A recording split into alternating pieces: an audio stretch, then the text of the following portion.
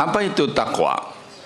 Takwa dari kata waqaya, waw qaf ya, waqa yaqi wiqayah, menjadi takwa itu artinya memelihara. Wiqayah itu menjaga, memelihara. Jadi kita memelihara diri kita dari segala sesuatu yang membahayakan kita. Jadi orang berjalan di hutan itu berjalan dengan penuh takwa. Hati-hati dia. Dia nggak sembarangan jalan di hutan. Hati-hati, jangan sampai terperosok masuk jurang. Jangan sampai tergores oleh duri.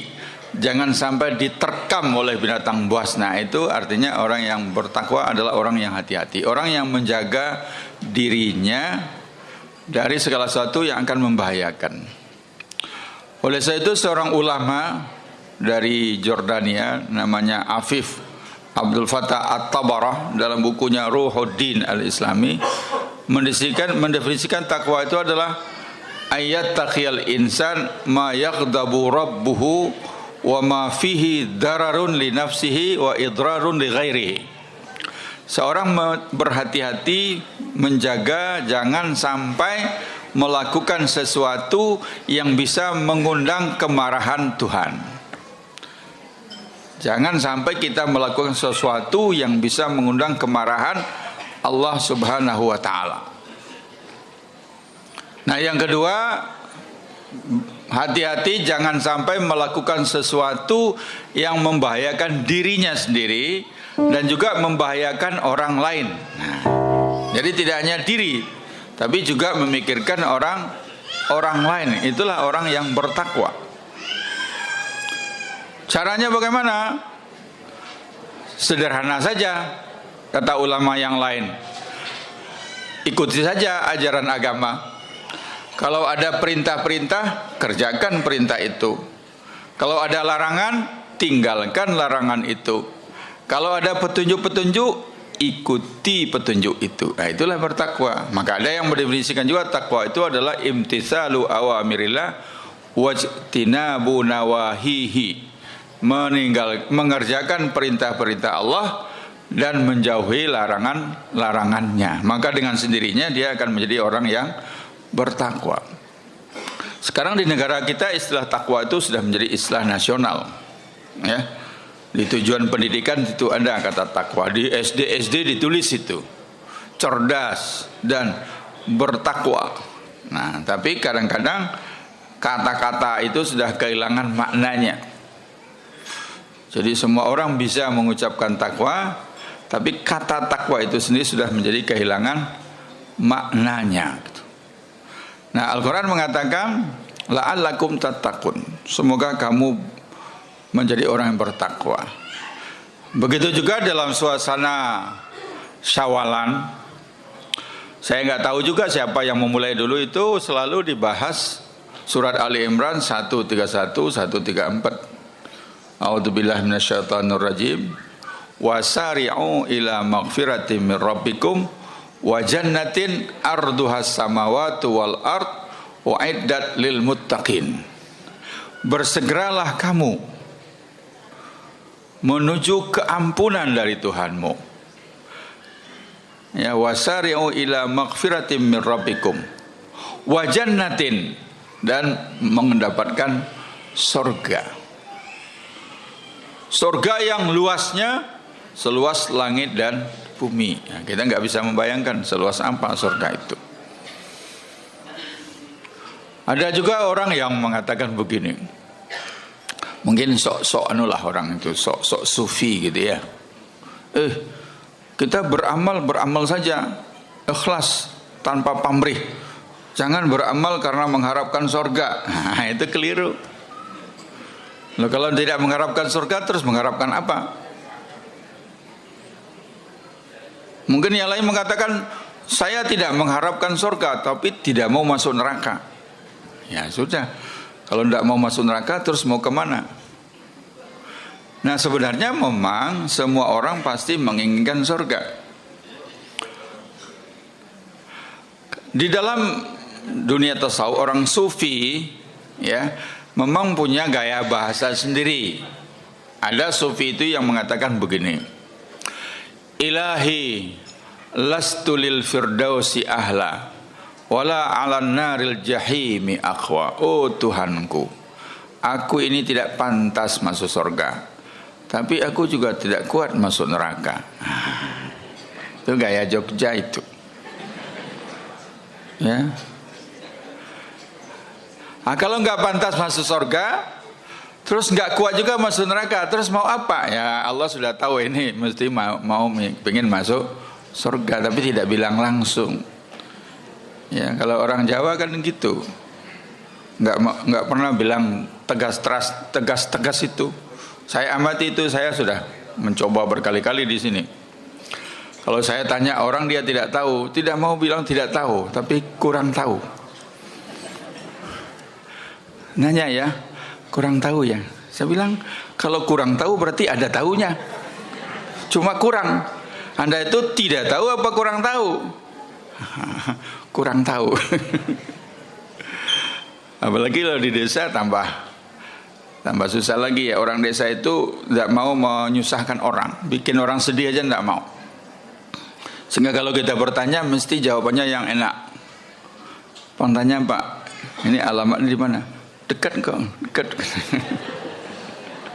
Udah 10 kilo jalan belum nyampe, tapi kalau tanya lagi dekat kok. Kenapa? Apakah mereka berbohong? Enggak sampai hati. Bilang jauh itu enggak sampai hati. Ingin menyenangkan orang, sehingga jawabannya selalu dekat kok. Nah, surga. Tapi ada lagi sufi lain mengatakan begini, Tuhan, ya, aku berbuat baik ini bukan karena mengharapkan masuk surga. Kalau aku berharap masuk surga, haramkan surga untukku. Wah. Ya Allah, aku berbuat baik ini bukan karena takut masuk neraka. Kalau aku berbuat baik karena takut masuk neraka, benamkan aku dalam neraka. Aku berbuat baik ini karena mengharapkan ridhamu. Sama aja. Kalau Allah ridha, masa dimasukkan ke neraka? Pasti masuk surga. Itu gaya saja. Gaya orang Jogja begitu, muter-muter mintanya. Tapi kalau orang Medan enggak, langsung saja. Rabbana atina fid dunya hasanah wa fil akhirati hasanah. Itu orang Medan, minta langsung. Nah terserah. Karena memang semua orang pasti kalau di akhirat nanti menginginkan masuk surga. Dan Al-Quran menggambarkan surga itu dengan gambaran yang bersifat universal. Satu, jannatin, taman-taman. Nah itu gambarnya begitu.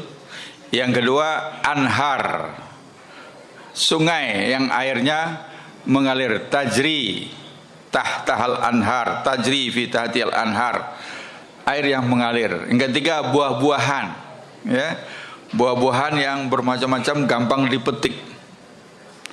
Nah itu kenikmatan yang bersifat universal. Karena siapapun dia, dari negara maju atau negara miskin, orang kaya atau orang miskin, orang kota atau orang desa, pasti suka taman. Nggak ada yang nggak suka taman. Pasti suka air yang mengalir. Kalau nggak ada lagi sungai, nggak ada bisa mengalirkan air, dibikin airnya muncrat. Kalau dari bawah ke atas air muncrat, kalau dari atas ke bawah air mancur. Nah, walaupun orang sebut mancur semua, ya, itu kenikmatan universal. Saya pernah mendengar seorang doktor dengan sombong mengatakan begini, kalau surga itu cuma taman-taman dan sungai, saya tidak tertarik masuk surga. Wah, itu mesti orang Indonesia itu yang banyak taman dan banyak. Itu hanya cocok untuk orang Arab yang tinggal di padang pasir. Memang orang Arab di padang pasir itu nggak ada sungai-sungainya, nggak ada pohon-pohon, nggak ada taman. Tapi bagi kita orang Indonesia nggak tertarik lagi gitu. Saya kalau surga itu cuma taman-taman pakai sungai, saya nggak tertarik gitu. Ya. Nah, ibu tuh bilang, coba kalau yang gadis cantiknya nggak diteruskan.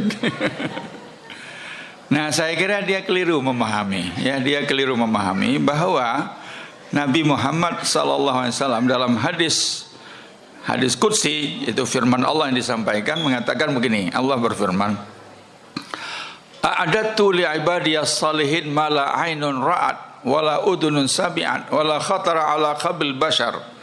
Aku siapkan untuk hamba-hambaku yang saleh surga yang belum pernah dilihat oleh mata, belum pernah didengar oleh telinga, belum pernah terbetik dalam hatinya. Jadi kalaupun Al-Quran mengatakan jannatun, taman-taman, kita tidak bisa menghayalkannya, nggak bisa. Coba khayalkan taman, pasti yang muncul taman yang pernah kita lihat. Taman mini. Taman apa lagi? Kalau di Jogja taman apa yang terkenal ya? Taman siswa. Sungai, digambarkan sungai apa yang pernah kita lihat, itu yang bisa kita khayalkan. Karena manusia tidak bisa menghayalkan sesuatu yang belum pernah dia ketahui, nggak bisa. Menghayalkan sesuatu yang belum pernah dia ketahui sama sekali tidak bisa. Disuruh menghayalkan bidadari, yang kebayang bintang film, pemain sinetron yang kebayang, nggak bisa dia membayangkan. Allah mengatakan begitu dalam hadis qudsi, a'adatu li ibadiyas salihin mala ainun ra'at wala udunun sami'at wala khatara ala qabil bashar. Belum pernah dilihat oleh mata, belum pernah didengar oleh telinga, dan belum pernah terbetik di dalam hati. Sehingga dalam ayat dikatakan kullama ruziqu minha min samarati rizqan qalu hadzal ladzi ruziqna min qablu. Setiap diberi dia buah-buahan di surga nanti, dia mengatakan, oh ini sama dengan yang di dunia dulu. Allah mengatakan tidak. Wa utu bihi mutasyabiha. Tidak sama, cuma mungkin mirip. Nah gitu. Ada yang nanya, durian ada nggak di surga? Gitu. Ya, kalau Al-Quran tidak nyebut durian. Manggis nggak disebut, rambutan nggak disebut. Yang disebut cuma delima ada, ya. Anggur ada. Jadi memang disebut, digambarkan dalam Al-Quran surga atau dalam hadis, itu hanya untuk takribul makna, membantu orang memvisualkannya biar paham. Kalau orang nggak paham kenikmatan itu, nggak tertarik. Pergilah ke pedalaman Papua, ajak ke Yogyakarta.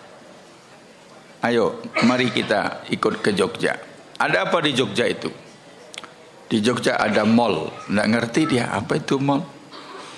Di Jogja ada eskalator, nggak nyambung. Ada ATM, nggak ngerti. Ada pizza, nggak tahu dia.